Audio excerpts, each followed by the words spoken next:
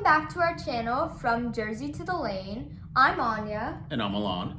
And today we are going to be doing the Spurs preview for the upcoming FA Cup game against Wycombe. Thanks for joining us. So we're going to start off with some quick news and notes. Yep. So what's really been going on with the club over the last week? I'd say the big thing, Anya, would you say, like when we're talking about like some transfers, really like what's going to happen to Dele Alli? Yeah, I mean, I don't think that anything major will happen with him. I think maybe a loan, but probably nothing. Right. So really, I mean, Dele Alli's been in the doghouse.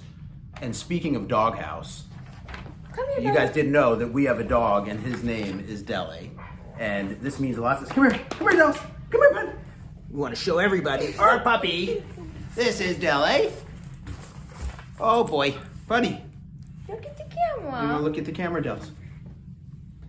All right, oh, that's pretty good. All right, so we are definitely invested in Dele, and we're hoping that he sticks around because he's like a real talent, and he's had a tough time, but he's still young, right? And I think like, you know, he just needs to try to find his mojo. All right, you go back to mom. Come here. Bye-bye, guys. Dele will show up again on our show, I promise. All right, So you know, he may or may not go, but my guess is he stays. I agree. There's other like rumors out there about Christian Eriksen coming back. What do you think about that? I think that would be embarrassing for not only Christian Eriksen, but also Tottenham. Like, no. Right. He No. kind of hasn't been good for a really long time. He was really bad his whole last year. It was all about, oh, he's out of contract. Like he Kind of like the same thing He wants as away. as reinventing Gareth Bale. Yeah. Well, it's kind of pretty similar. Right. Yeah. So Okay. to me, a trade of Dele Alli for Christian Eriksen, I don't like it. No. All right, so that's really been the main like point of news. Let's move on to trying to preview our game against Wycombe Wanderers.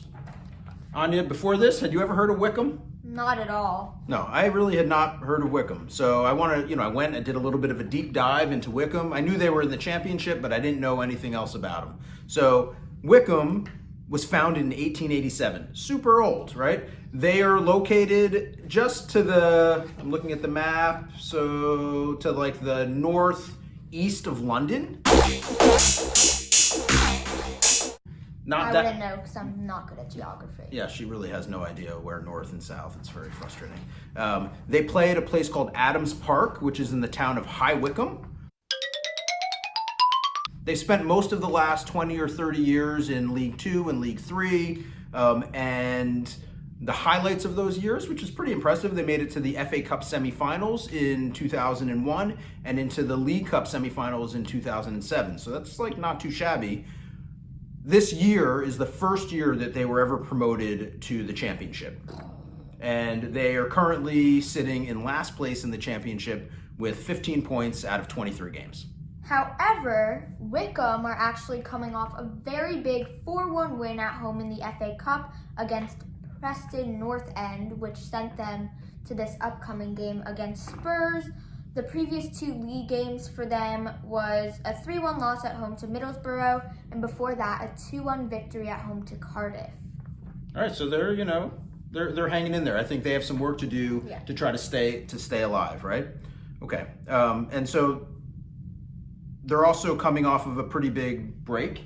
Yeah, they had a COVID outbreak, which postponed their game against QPR, and then Sheffield Wednesday, who they were supposed to play after QPR, also had a COVID outbreak, so they haven't played a game since January 9th. And that was the game against the FA Cup game. They haven't actually played a league game since January 2nd. Do you think that serves them well, helps them, hurts them? I mean, I think we're definitely going to have to see, because on one hand, you're like, well, they'll definitely be fresh, had a lot of rest, but on the other hand, you're like, are they game ready? They haven't played in so long. So yeah. I think time will tell. It's always a weird one in those situations, right?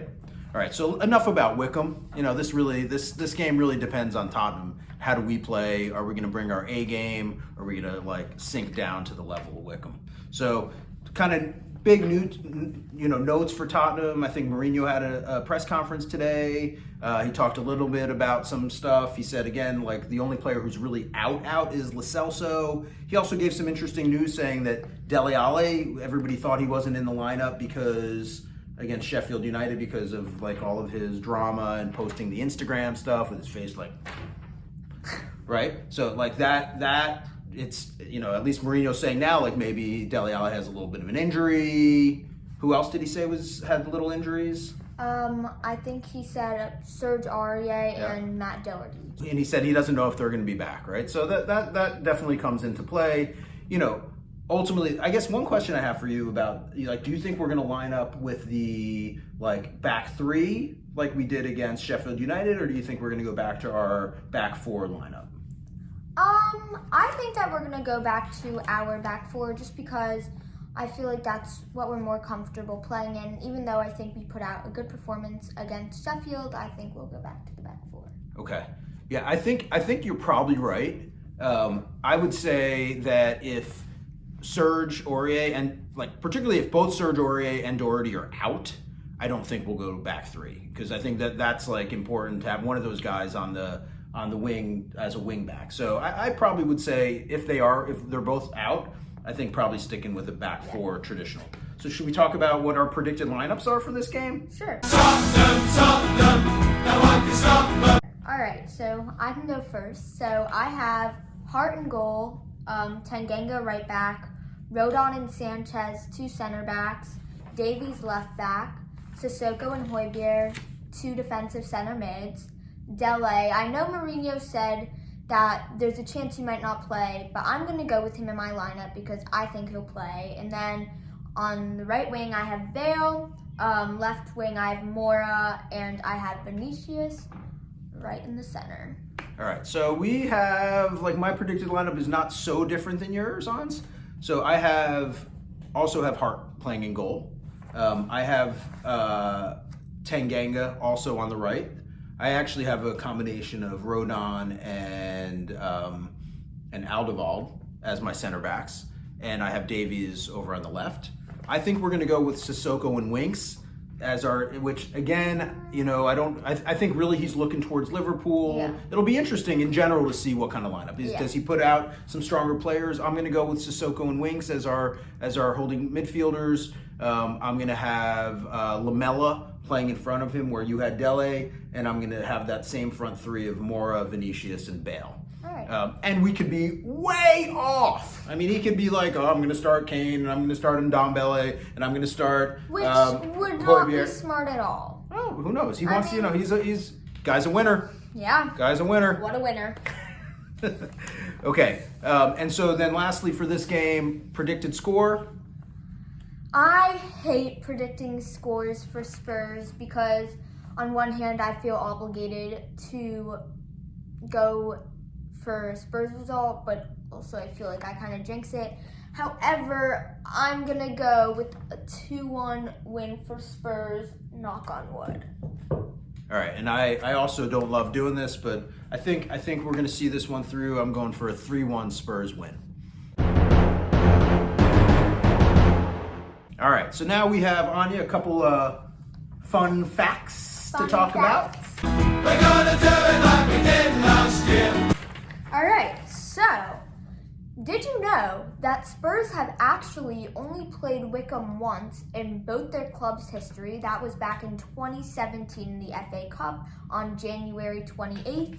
That game ended in a 4-3 victory for Spurs with 2 goals from Paul Hayes and 1 from Gary Thompson for Wycombe. And the scores for Spurs being 2 goals for Son, 1 for Vincent Janssen, and 1 from Dele Alli himself. Oh, Vincent Janssen, he was a real bust. All right. And Wycombe is nicknamed the Chair Boys because High Wycombe, the town that Wycombe is in, was known for chair making when the club was founded in 1887. Do they bring their own chairs to the games, or? Guess we'll have to find out. I guess we will. All right. Coming into our last segment of the show, we're going to highlight one of the players on Spurs who doesn't necessarily get, that much press. So who are we going to highlight today, Hans? Carlos Vinicius. Tottenham, Tottenham, no one can stop them. We're gonna do it again. Carlos Vinicius was born in Brazil on March 25th, 1995, and he always knew he was going to be a footballer. When he was 22, he was about to give up on his career, but then he was spotted by Luis Neves, who signed him immediately. He played for teams in Brazil, Portugal, Italy. I think he played for Napoli in Italy, Monaco, and now, of course, the best in England. Something really cool about Carlos Vinicius is actually that last season when he was playing in the Portugal La Liga, he was tied for the top scorer with 18 goals. Wow. All right. And now